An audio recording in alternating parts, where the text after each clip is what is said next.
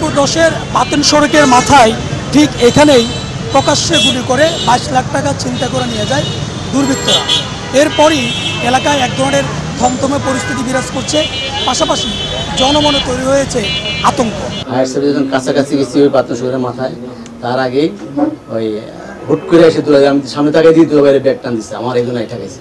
ঠেকানোর পরে দুলাভাই যখন টাইনে নিয়ে গেছে পিছনে উনি চলে গেছে।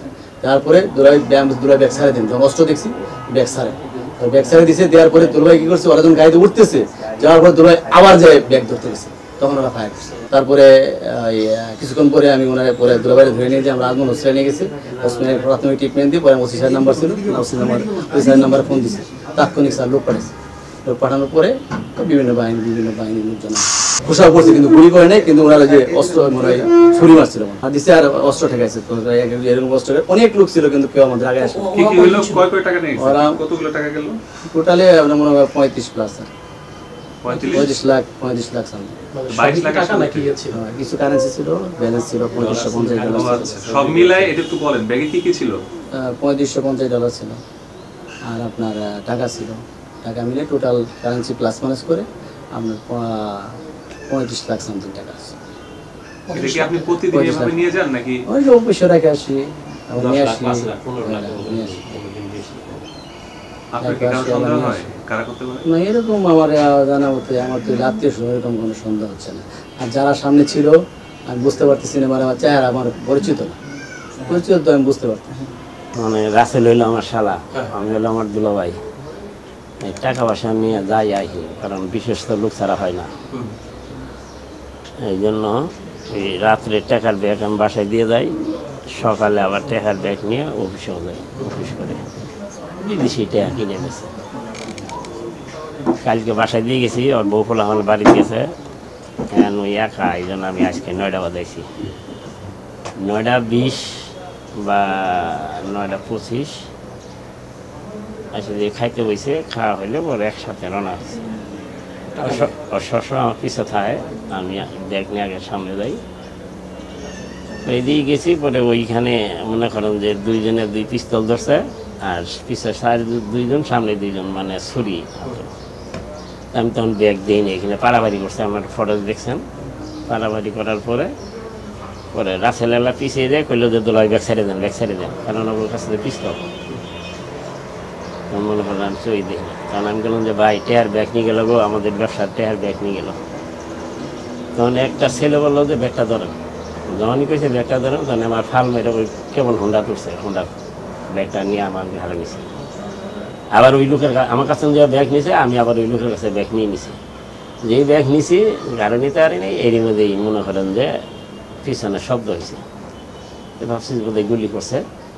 পরে এই আলোকে নিয়ে গেছে, ও আবার আমারে আলোকে গেলাম। আলোকে কয় কি কয় জানা, যে ছিনতাই গাড়ি গুলি করছে, আমরা গুলি বাই করতে আমরা সোহরাওয়ার্দী নিলাম সরকারি হাসপাতাল। পরে সোহরাওয়ার্দী গেলাম, এখানে ইমার্জেন্সিতে সিরিয়াল দিলাম। সিরিয়াল দিলে সরকারি হাসপাতাল, ডাক্তার থাকলে নার্স নাই, নার্স থাকলে ডাক্তার নাই।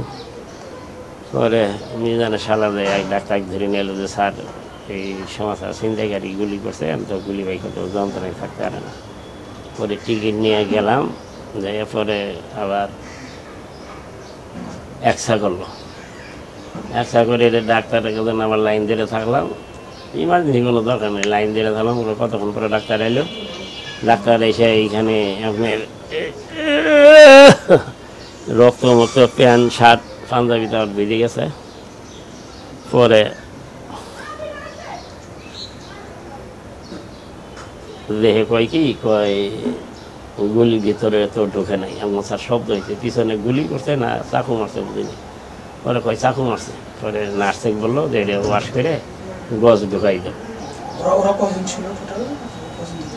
আমি আমার জানা মতো আমি 6 জন দেখছি, পিছিয়ে 2 জন, সামনে 2 জন, আর 2 জনে 2 সাইড জনে। এরপরে তো আমার এটা ফালাই দিছে। পরে গেল এই গ্রামে। আর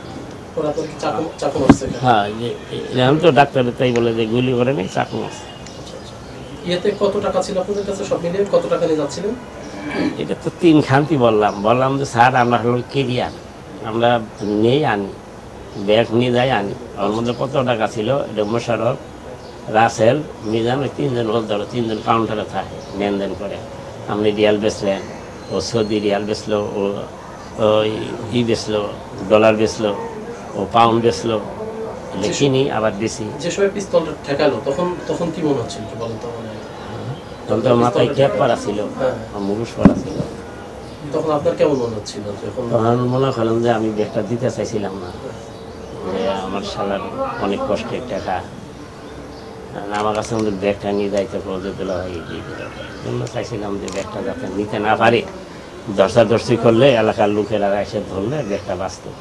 সবার মুখে কি ইয়ে ছিল? কিন্তু আর ইয়ে করেন মানে চিল্লাচিল্লি পাশে কেউ আগে না, এই সবাই এরকম দাঁড়ায় দিছে। আপনারা কিন্তু দাঁড়ায় দিচ্ছেন না, কেউ যদি ব্যাগটা ধরতো, কেউ যদি একজনের হাত পেরে ধরতো, ওরা তো এক হাতে পিস্তল ধরছে, ঠাস করে একজনের ধরলো, আরেকজনের ধরলো, তাইলে দুইজনে ধরলেই তিনজনে ধরলে আগলে তো পালাই যেত ওরা। কিন্তু কেউ আগে আসে জিনিসটা বোঝেন নাই আপনার? কেউ আগে আসে না। কেউ আগে এলো না, কেউ আগে এলো না। মানে ওই ছেলেটা যে আমাদের এই ছবি ধরলো, পরে কইলাম যে ভাই সিন্ডিকেটই ব্যাগ নিয়ে যাইতেছে, ব্যাগের মধ্যে টাকা। তখন ও বললো যে ব্যাগটা ধরেন, তখন আমি আবার যা ব্যাগ ধরছি, তখন এই যেগুলি করছে। যদি আমি যখন ব্যাগ ধরছি পাড়াফাড়ি করতেছি, তখন 1 মিনিটে কম না, 5 মিনিট আগে পাড়াফাড়ি গেছে ওরা 6 জন, আমি একা ব্যাগটা ছাড়িনি। আমি ভাতের বাটি ফালাই দিছি, স্যান্ডেল ফালাই দিছি, ব্যাগ ছাড়িনি। পরে যখন দুইজনে হাত পেরে ধরে ব্যাগটা নিয়ে নিল, পরে ব্যাগ নিয়ে যখন হোন্ডা তুললো, তখন আমি বললাম ভাই আমাদের ব্যবসা টেহা নিয়ে যাইতেছে, ব্যাগের মধ্যে টে আছে ভাই, টে আছে। তখন দুইজনে বললো যে ভাই ব্যাগটা ধরেন। একজনে বললো আপনার মতন জোয়ান। আমি বললাম তাহলে জোয়ান ছেলে কেউ দিয়ে থাকতে পারে? ওরা যাই দিল, ওদের ধরতো দিয়ে একজনে, তাহলে তার ব্যাগটা নিতে পারতো না। কেউ ধরে নাই, খাবাই যাবা খালি ছবি ওঠায়, ছবি ওঠায় টিভি। নগদ পেমেন্টে 500 টাকা পর্যন্ত ক্যাশব্যাক আর লেনদেনে প্রতিদিন ডিপ ফ্রিজ এবং ঘন্টায় ঘন্টায় এসি টিভি সহ দারুণ সব গিফট।